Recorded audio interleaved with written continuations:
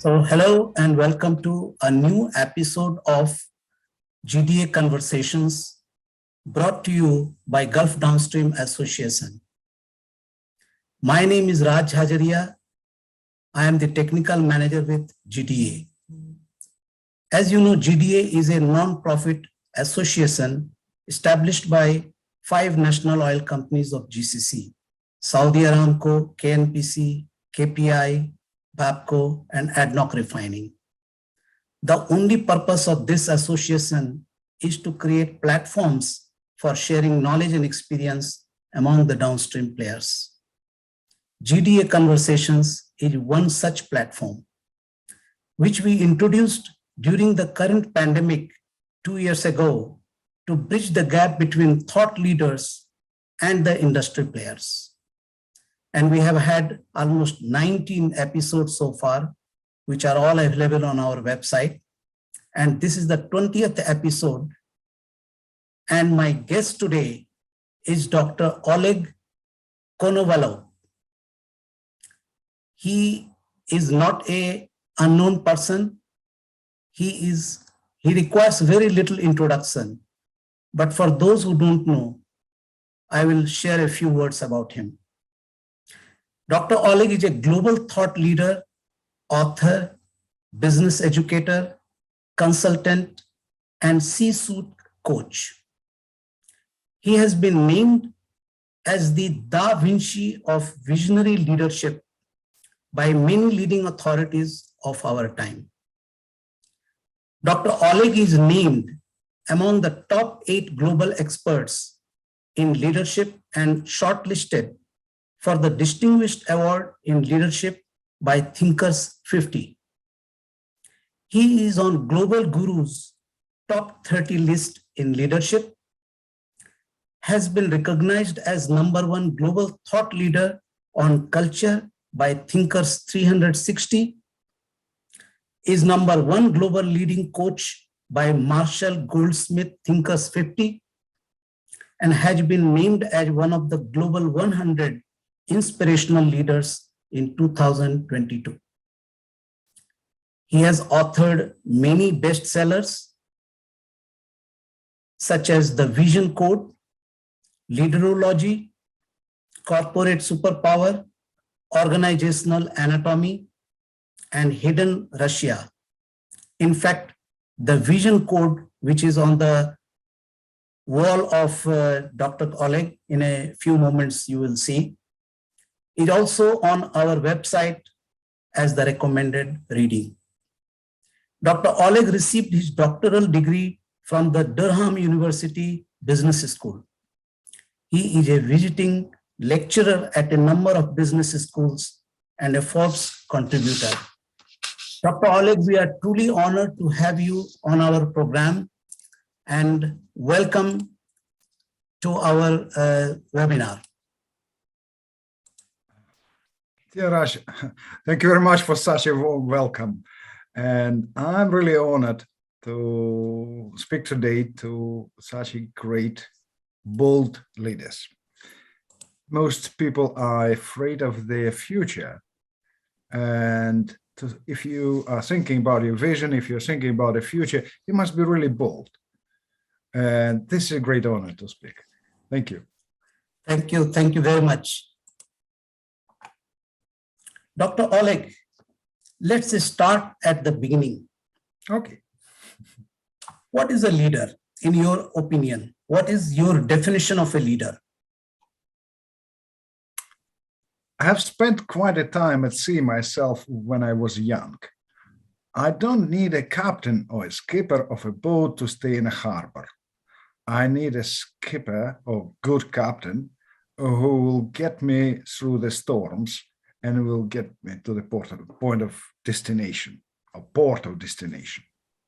In simple terms, there is a space between the present and the future for which a true leader is accountable for.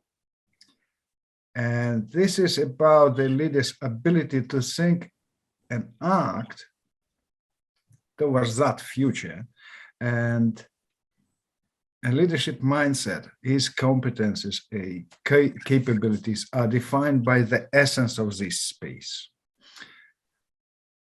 True leaders are responsible on how to lead people into that promised future.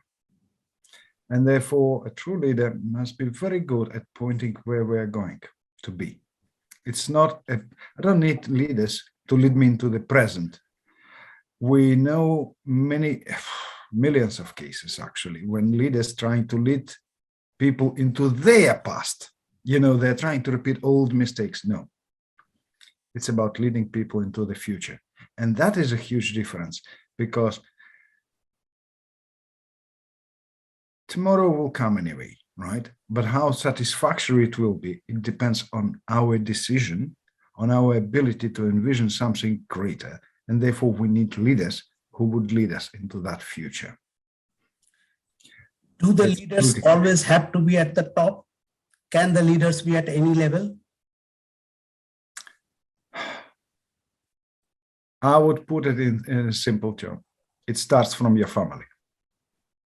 Regardless of your corporate rank, you're leading yourself, you're leading your family, and you're leading at your level, where it could be C suite, it could be C-1 or C-4, doesn't matter. You see, we all have two main assets in this sense, in common, for all people. The first one, life itself. But life is given to us by God, by nature, by parents, and it's fairly meaningless. And we need to have the second asset, vision, to make it meaningful. Because many people believe in money, in their career prospects, but you can't buy a meaning with money. You can't buy a meaning with empty promises, with those plaques on the wall. It doesn't define your life. You know, well, there are millions of unhappy families because people don't have a common vision between husband and wife, how they would live together in a happy way, regardless of their wealth, and how they will pass it to the next generation, to their kids, because vision is a huge legacy. The same about businesses. Many businesses shouldn't be established from a day one because they just, we want to make money, or, you know, we want to be rich, or we want to be, you know, number one. No, it's about what kind of a meaning, what kind of a value we will create for others. I would put it in a simple test form.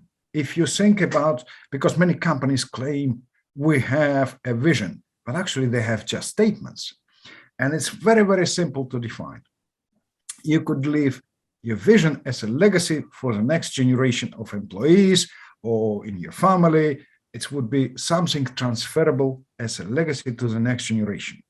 But if you have just a good goal, it's okay, but you can't pass it to the next generation or to other people. We need to reach that level, and this is our goal. It's not relevant to the next generation. New people coming to a company, every company has that employee turnover, which is okay. You know, new people coming, and they need to pick up that vision and really commit themselves. And then I think it must be greater. A good vision is greater than you or me or any organization. And therefore people are committed to it because it's huge, it's big, it's inspiring. But a goal is not relevant. Hey, I want to lose 3 kilos of weight. Who cares about that? It's my goal. And I can't pass it to my wife or to my friends. It's my goal. They might support me to some extent on this journey. But what is it for them? Another thing is, vision doesn't have gender, age, race, or nationality. It demands the role and contribution from everyone. I would put it in this way. Vision is a collective agreement how we want to live in that promised future and how this promised future will look like. And this is about making your team members visionaries. I'll have a simple example. Google. Sergey Brin and Larry Page, they are not an execution team anymore. For a couple of years, they've been just like removed, but they managed to create a team of visionaries. And therefore, Google goes strong as strong. And we know that. It's about making others visionaries. And you can't be a visionary leader on your own. You must get people on board. You must create that environment where people to go. And it places a lot of responsibilities. Otherwise, we will be like hamsters in a wheel, repeating the same old mistakes from the past. We wouldn't break into the future. We wouldn't bet on innovation. We would not be creative. We will be living the same old mistakes again and again and again. And visionary leadership is being able to clearly show people where we are going and where they're going to be and who they are going to be. So clearly the visionary leadership is critical for the future of any society, any organization, and even any family. Exactly. Because otherwise we will end up in a social transactions. It's about transformational difference, huge difference. Great. Should we drill down into some of the traits of this visionary leadership and seek the views of our audience and see how they fare on these traits? I would say, brilliant point. Raj, imagine no one of us been said that you have a visionary traits or how good you are as a leader. It's usually left aside. We're having from time to time a pat on the shoulders, people saying, oh, you're good. But we need to understand ourselves how good we are. Do we have those traits to be claimed a visionary? Because if we don't believe in it, we can't be visionaries. Please share your screen. Thank you. Let me share my screen. Can you all see my screen? Can you make it a bit wider? Yeah. The approach is simple. I found that all great visionaries, they have 15 common traits. And it's nothing about, I don't have it, or it's impossible for me to have it. It's about what I have and what I can't develop. And therefore, this form, which consists of 15 traits, have two columns only. I have, and I can't develop it. And I would encourage you to go through that form now. Let's go through it and answer what you have and what you can't. At the end, we could count how many I have you have and how many I can you have. So there is nothing as I can't develop, it's impossible. Everything is possible. And the first one is that most people talk about problems. That's okay. But to what extent you talk about problems? Or do you talk about solutions more than about problems? This is critical. You could tick the relevant box and put it in a simple way. So I would request all of you to please mentally or on a piece of paper, make notes of how many of these traits you have.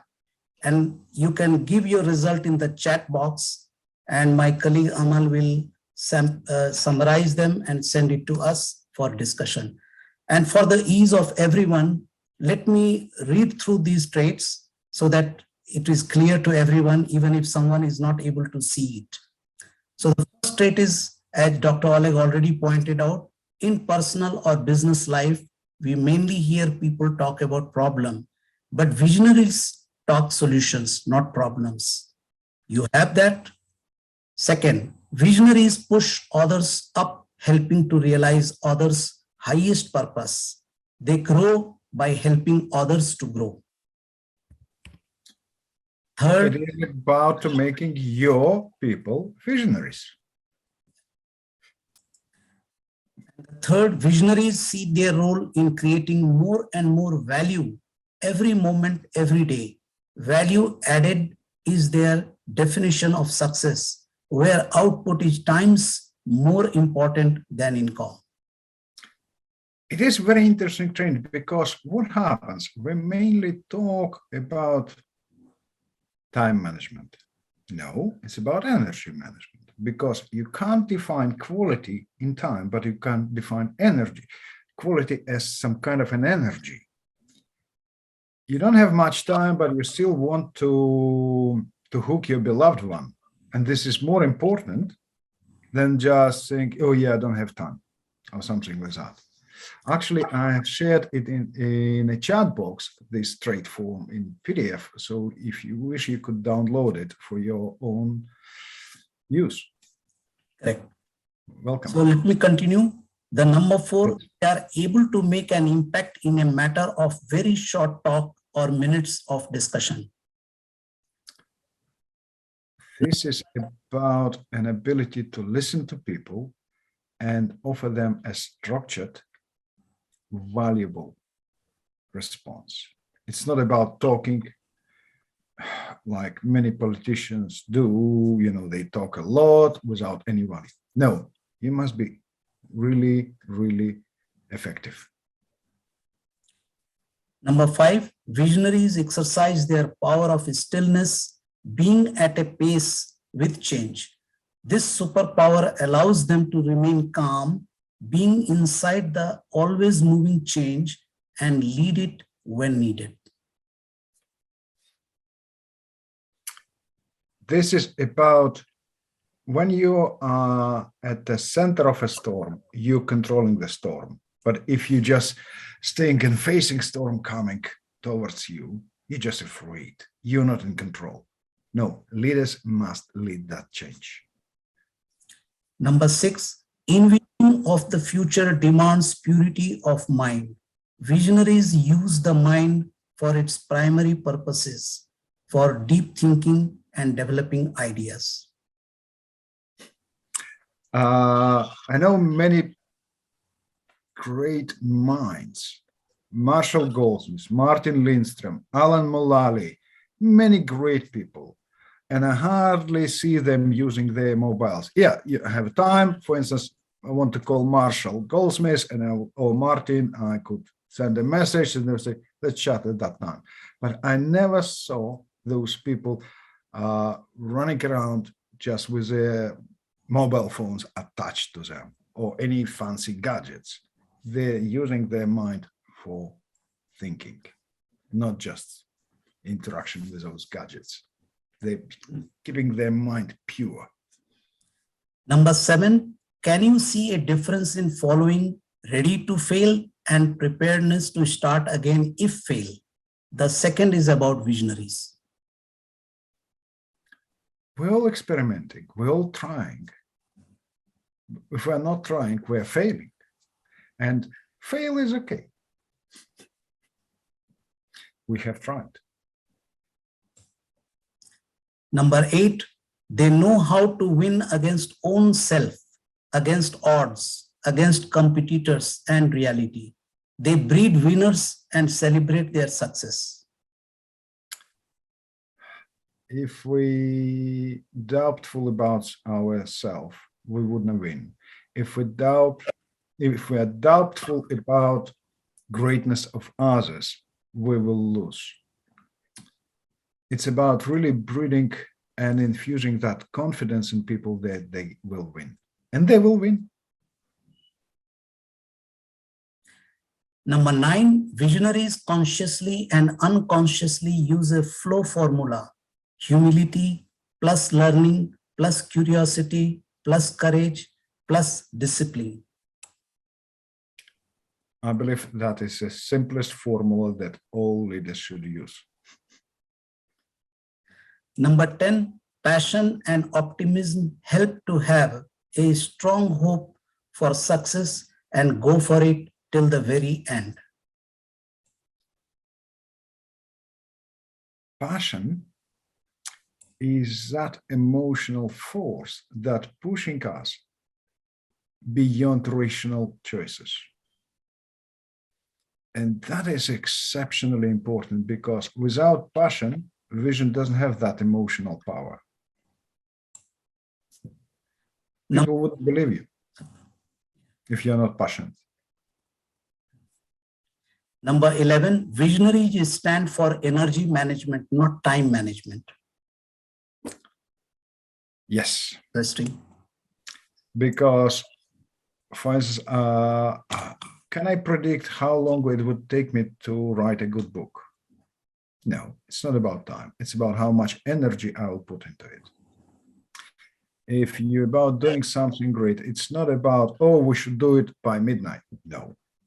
We will say that the job is done when we know that it's done in the best way, even if it will take longer. It's about how we are committed to doing something. And again, leading people, you are not leading units. You are leading people, passions, energy of their efforts, and therefore it's energy management. Good. Number 12, visionaries have a keen eye for seeing the uniqueness in ordinary things and finding inspiration in everything around them. If I don't see a beauty around me in the world, how I could see the beauty in people? There are some people which always nagging, they're never happy with anything, you know, the food is not as good, the weather is not as good, you know, they're always nagging. They would never see the beauty in their people. Visionaries are high on simplicity and clarity. It is one of the toughest points, but simplicity and clarity reflects structured thinking. If your thinking is really well structured, you will deliver your messages in simple way, you will offer simple solutions, and you will be clear. Visionaries developed their inner senses to the highest possible level. They made intuition and gut feeling a very powerful and versatile tool. We have intuition is given to us, to humans, as probably the greatest sensor, which could help us to find very interesting solutions. So listening to own gut is quite critical. And last but not the least, a majority of people consider themselves being closed systems. Visionaries made themselves the open systems which interact with the environment and universe. Very interesting point is, people must believe into something which is greater than themselves. People believe in God, great, because they believe that they are only little piece of sand, but the important and therefore the important part of that world, of that universe, of that creation. If people believe only in themselves, they're surrounded by walls. They're surrounded by walls as barriers, mirrors as wrong reflections, and they're surrounded by liars who are pleasing them with sweet words, and they're caged forever. But if people see themselves as even little, very tiny parts of that incredible world, they could do a huge difference. So, see where how many you have, and count how many I can you have. Very interesting. So just let us use one of the two answers. How many you have? Let's just take a count of that, put it in your chat box, your answer. You can be discreet, no need to, we don't want names, we just want the answers. We want to get an average feel of what people think.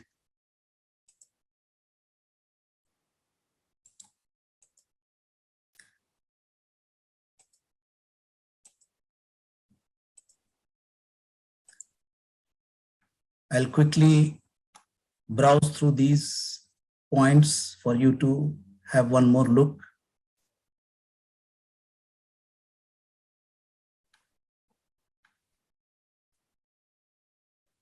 Okay, we just give a couple of minutes, Dr. Oleg. Yeah, please.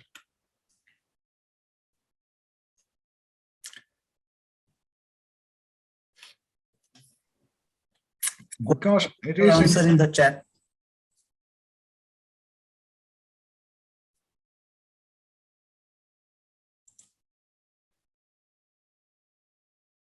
great. Somebody already put 9.5 and 1 I can. Brilliant. Brilliant. 8 I have. Amazing.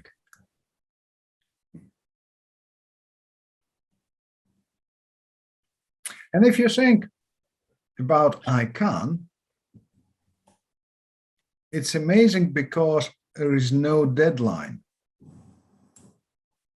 It's something you could develop. Thank you, dear Matt.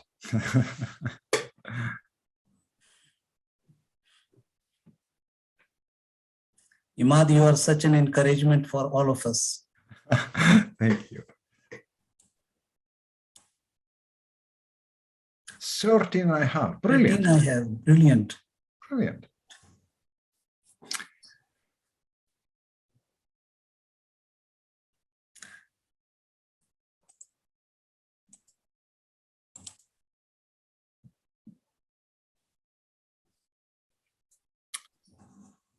And here's interesting observation, because I've been researching it extensively. What I have found, depending at the stage where you are, it's not one of, say, model, because you're facing new project, you're facing new stage of life. It goes up and down, but it keeps you within that core traits. And if you have more than 5, you're at a very great start. I would be really worried if you would have less than 3 I have. But if you think deeply, and during the course, we're discussing this in a greater details, we just going through those things with a greater attention. It's nothing to worry about if you don't have all 15. There are many cases when I don't have, even I have a vision for a vision, and I say, well, at that stage, I don't have all 15. It's okay. You're developing them. You're focusing on something. I need to improve this. It's okay.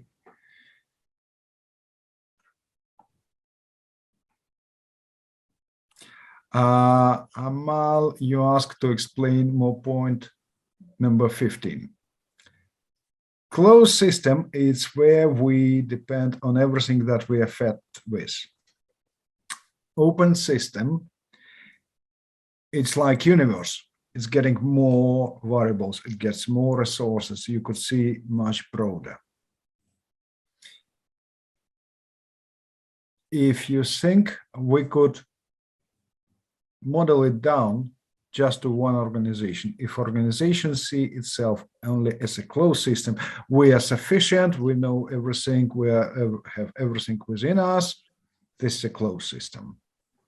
But if organization see as part of an open system, as a part of, on a global scale, it would be an open system.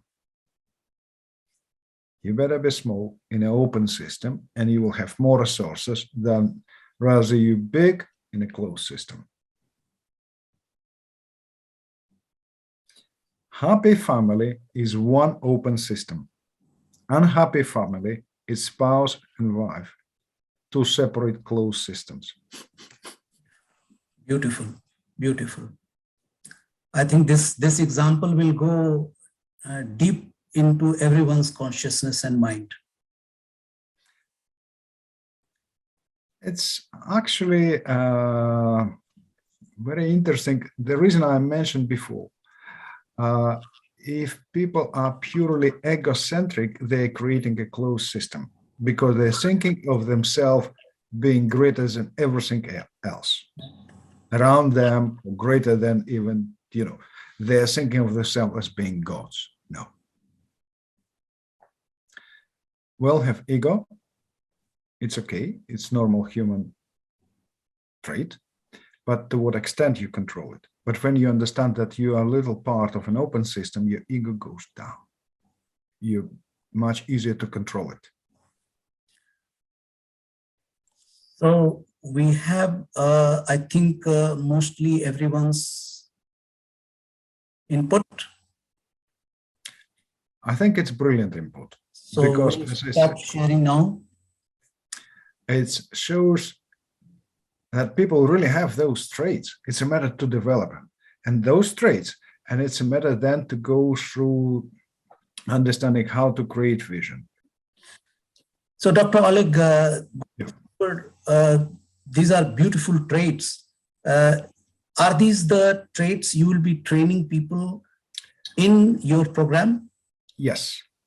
The program is built around that CAVIAR model. CAVIAR, What is CAVIAR? Yeah, what is CAVIAR? C stands for clarity of creation, because you can't create a strong, compelling vision without being clear what you are creating. You must be really clear. Vision comes when your conscious awareness of a problem you want to solve for the benefit of others reaches its peak. Therefore, you must be crystal clear. You can't be, oh, we have a bright idea. No, no, no. You must be really sharp, really creative. Then you would be able to build it on, to capitalize it, make a huge difference. You would be able to share it. How to do it? Vision comes from your strongest aspirations. Aspirations are the roots of your vision. So how to turn it?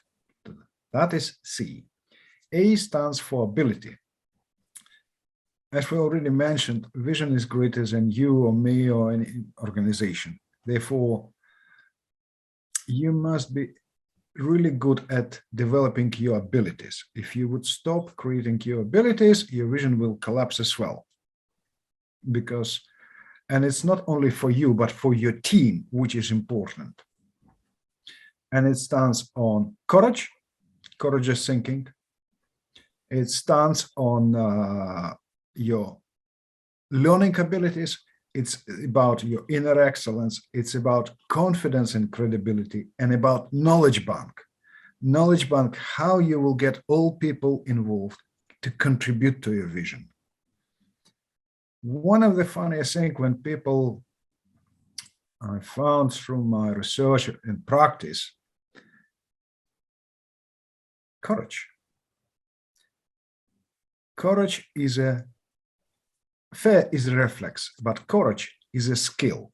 How to think differently, how to think bravely, boldly is very different, because most of us are getting nasty gifts from others to be afraid of everything, to think differently. But how to think beyond today, that's the way to find solutions. And we will go through that through the course.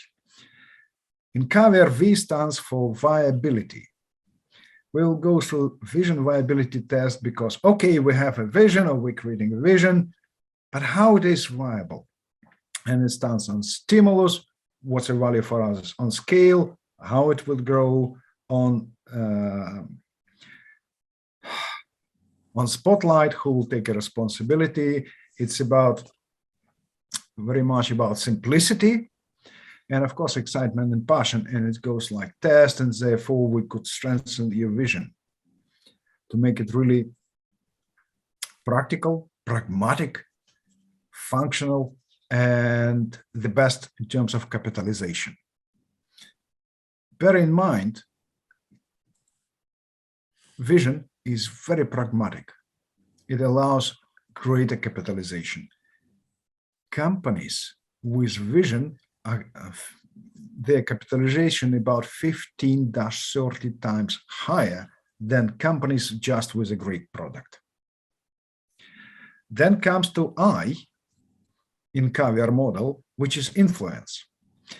This is about your ability to influence people and make them the co-owners of your vision. Because what's interesting, we communicate vision and we share vision. What's the difference? We communicate facts and we deliver them to the conscious mind.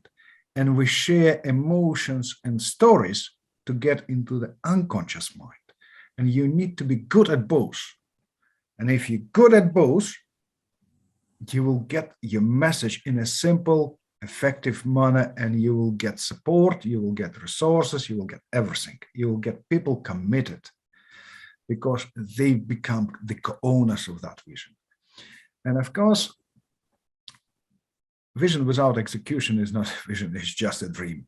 It's just a plan on a paper or whatever, you know. And we will talk about how to envision culture, which would be really supportive, productive, and effective. How to maintain a common will and focus. How to enable decision-making. How to think in a way to lead in quality, about quality of execution, quality of leadership, and metrics of it.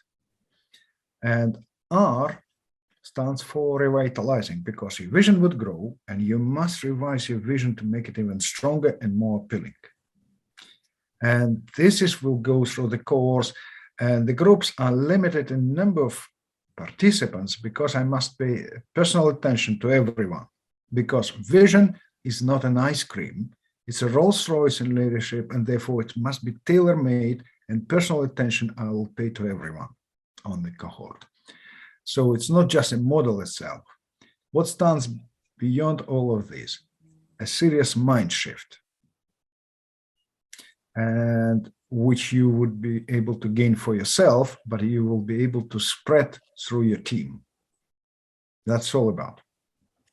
That's great. So you already touched on the group, which should be small, but what kind of size you are looking at, which will be more effective for your communication of this knowledge?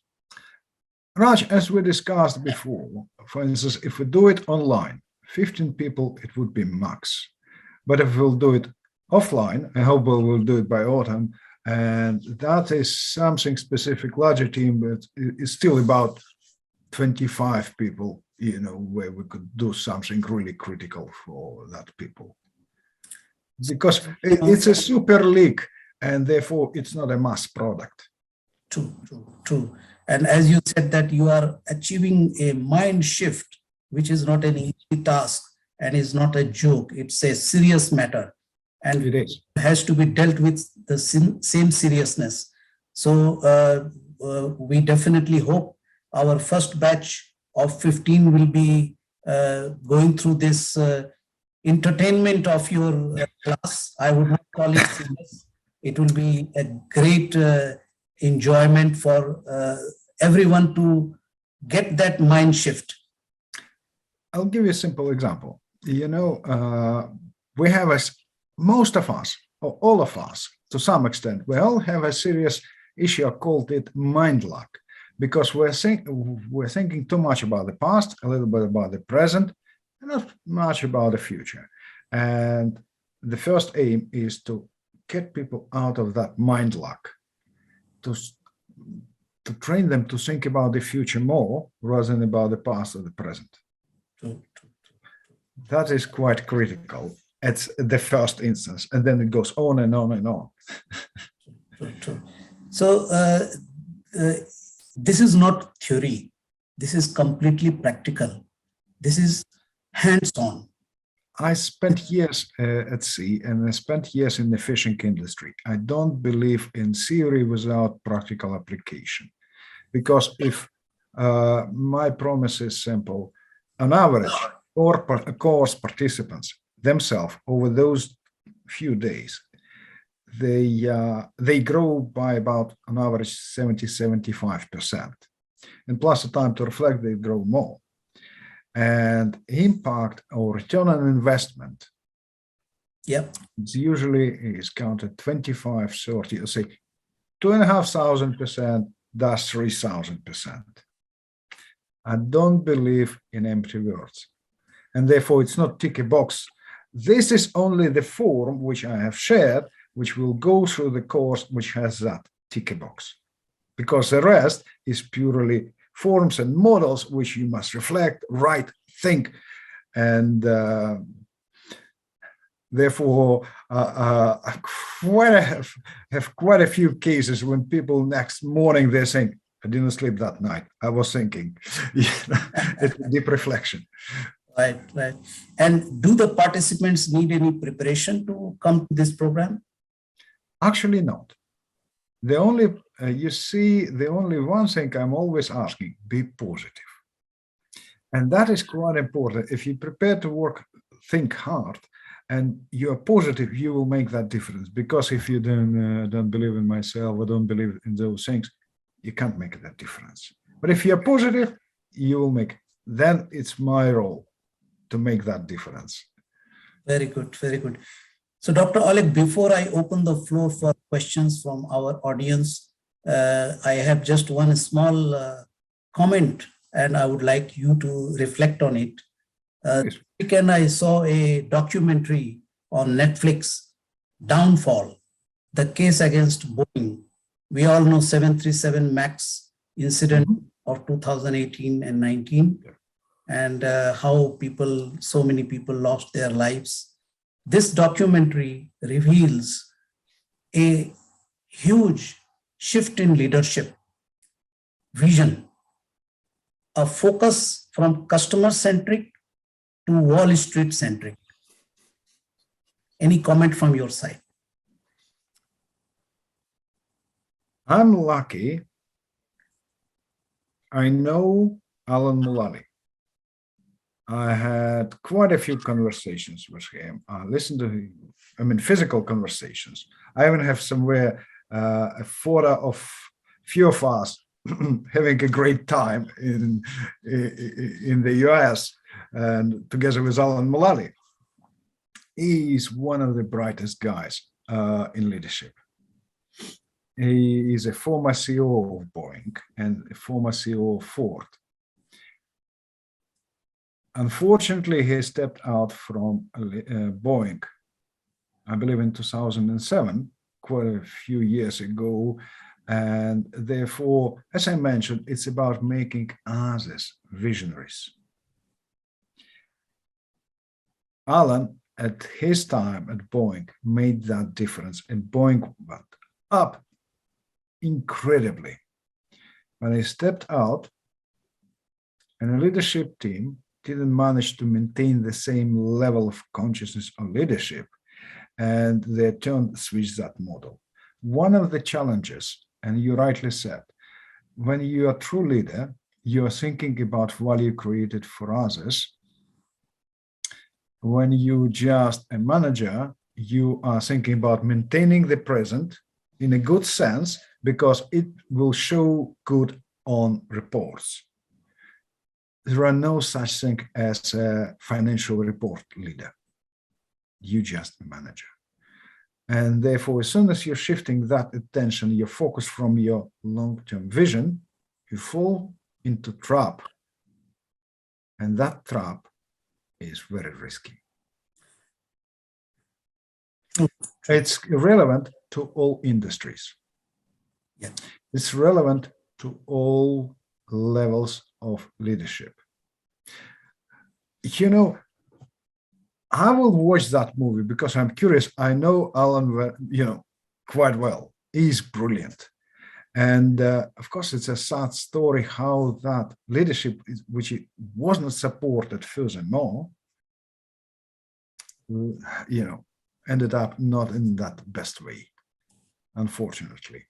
But thank you for that note.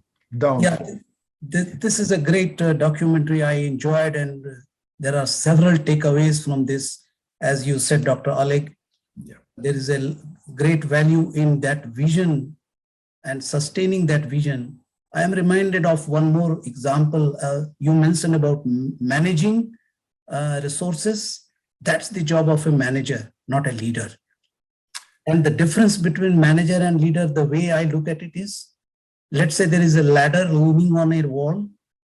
A manager will make sure that the people climb the ladder most efficiently, but the leader will ensure that the ladder is leaning on the right wall. Actually, it's a good definition. I like it. Thank you, Raj. Or we could say from another angle, leader is responsible of the future.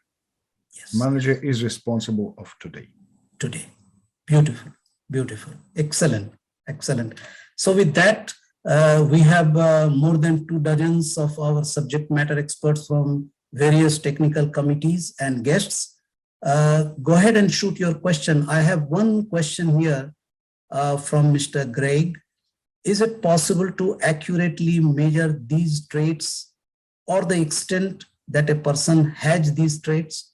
You mean to say quantitatively, I believe. He's interested in getting some number against these traits. It is quite subjective because I wouldn't say precisely we could provide exact metrics, but we will chart through the deeper metrics during the course of that traits. But they wouldn't be so exact, but it's still a matter of them being subjective to some extent. But this is you who will decide on the final metrics. So ladies and gentlemen, go ahead and unmute yourself if you want to ask a question directly, or if you want to put it in the chat box, go ahead. Dr. Oleg is all eager to hear your question. We have a question from Amal. What is the relationship between the self-discipline and positivity in achieving that? Amal, I love the question. Positivity, it's not about being overexcited. Positivity is about believing that you could make something really strong, and this is based on self-discipline. We're good at making promises to ourselves, to others. Like every new year, people saying, no, from New Year, I will go to a gym. Not many go. They're positive. No self-discipline.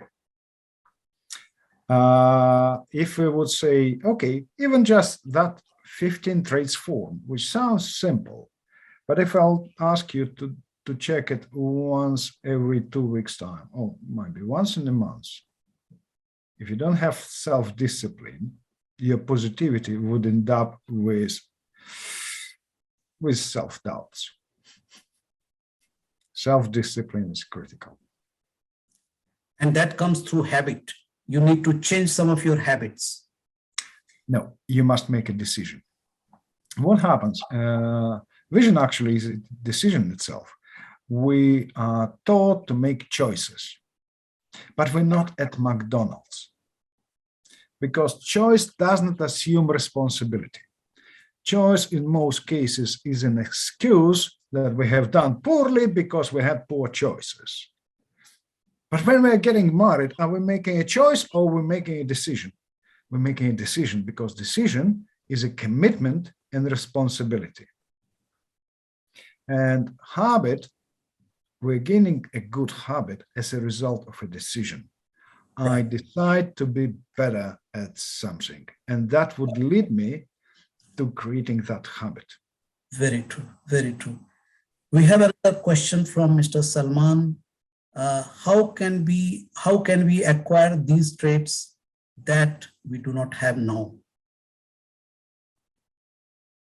Therefore, I said, you can. Come to the program. We'll go through those traits through the course because it's like condensed version. But we will talk at different days, at different moments on the course, and they all will reflect, because it's about another form which is called click, how to develop yourself. And so more or less it's through different forms and through conversation and discussion, I will help you to develop those things, and you will have great understanding of them. So the short answer to your question, Salman, is join this program. Well, I'm not very good at selling, but what I'm saying, it is possible. and it's real. We have another question from Omar Dosri. Is it possible to be a visionary in a company with instructions to follow? Yes. The top-down hierarchy is so strong that you hardly have any say. Can you be visionary? That's okay, because majority of organizations are like that. And if you will start thinking about creating a vision, I believe within a matter of short time, you will change those instructions. You will be able to influence at least the changes. So you keep increasing your area of influence. Work in your area of influence and it expands. It is. We have another question from our dear friend Ryan. How do you know if a company really have a vision or just written a statement? You referred to this earlier. It's not a statement. Okay. Vision is a multidimensional space in that future that we create and from where people will draw their value. And statement doesn't have it. I will put it in a simple way. Vision is multidimensional. We could pass it to the next generation. People could see the value in it. Statement, it's a promise to a society how good we will be towards that society or towards that people. And that is a huge difference. And if you see that, vision is very inspirational, it's always inspirational. Statements wouldn't inspire people. It might sound cool, but it wouldn't inspire people. Neither employees nor customers. Very true. We have another question from Arisan from JCCP. Thank you for your insight. We usually face with resource constraints, human, finance, time, energy. How can we manage those physical constraints when we try to realize our vision? This is something we don't talk about resources through the course for a simple reason. When you clearly know what do you need less resources. When you're really focused and you could spread your vision, you need less resources because you're efficient and you are much easier in accessing resources because people are more willingly share those resources with you. Therefore, it's not about being restricted. It's about finding solutions how I could create something beyond those restrictions. I love when I have time watching those. There are programs like they call Dragon's Den or Shark Tanks in different countries. And what I'm amazed in a funny way, quite often, those guys coming and talk with 5 tycoons, and they're asking for money in exchange for in equity. And one of the simplest questions, why do you need this money? Or why do we need such a resource? People can't answer because they don't have a clear vision. They have ideas, but when they're clear, they know, okay, we need those money. It would allow us to make a leap forward. And that is a problem for many. I do work with banks and financial organizations because their clients coming to them and they don't know why they need resources. They have idea that might need some bag of money. But when you're clear, when you're focused, you need far less resources. So you become an expert in doing more with less. Yes, brilliant. Excellent. Any other question, ladies and gentlemen? You can always write to us. Yes, we have one more question from Greg. Many of the traits and values actually come from the family and people who have them or they don't. Therefore, how do people actually learn them and keep them? So I believe the question is, you either have them or you don't have them because they come from family values. Not necessarily. It's not a matter of background. It's a matter of your decision. Okay, I have, for instance, if somebody would say, look, I came from such a background which wasn't the norm or something like that. We're hiding our weaknesses and shortfalls behind those cultural or family habits. But if you're deciding to live differently, you would learn it. You would learn it and you would live it. Therefore, it's not about your past dependency. I fully subscribe to these views, Dr. Oleg. In my own life, I have seen people rising from one extreme to the other extreme, completely introvert to completely extrovert. I wasn't born with a silver spoon. I was born in uniformed Soviet Union society.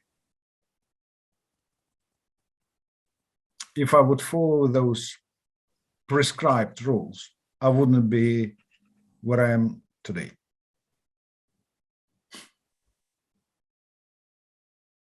You can change. You can change.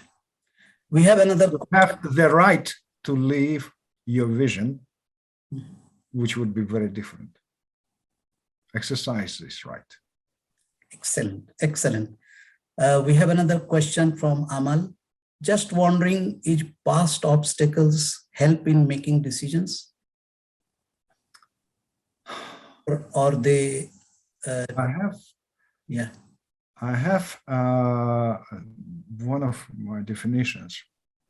People might see your scars, but they don't need to see your wounds. You know, those past obstacles, they leave scars on you, but don't make them open wounds forever. Wow. That leave them over. Great. We all have bad experiences, and it's okay. Yeah, yeah.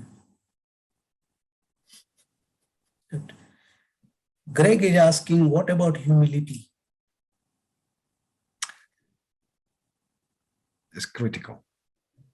Humility. I can't unlearn something without humility. I can't. Lack of humility means greater ego.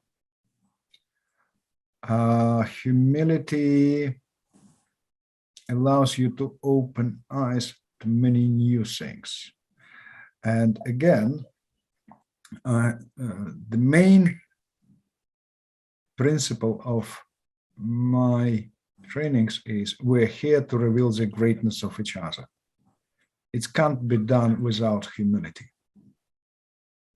I'm prepared to accept that somebody greater than me in certain things, and I'm happy to learn from that person. Humility is critical. If you know everything, what kind of a boring life do we live? Yeah. By saying that I know everything, I am closing the door for doing anything new. Exactly. Very, very true. Very true. Any other question? Can humility be learned? I believe it comes with experience, because you see, at a younger age, at a certain point of life, we all believe that, oh, we're smartest. Then we're getting life lessons, little pinches, and we just, no, I don't know that, and you just like down. Therefore, I don't have that algorithm how to teach humility. I don't have it. But I learn about humility probably in a tough way. Right, right. So I guess that's it from our audience. Thank you very much, Dr. Oleg. Thanks to all. It has because been, the questions are great.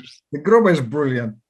So stay tuned, and please go back to our website and watch the other episodes of this series of conversations with other thought leaders. You will hear similar great ideas and inspiring thoughts from those episodes. And we hope to see you in Dr. Oleg's program in person or virtually. And with that, I thank you all for spending and sharing your time and resources and energy for this 1 hour of webinar. We hope you got something valuable out of it.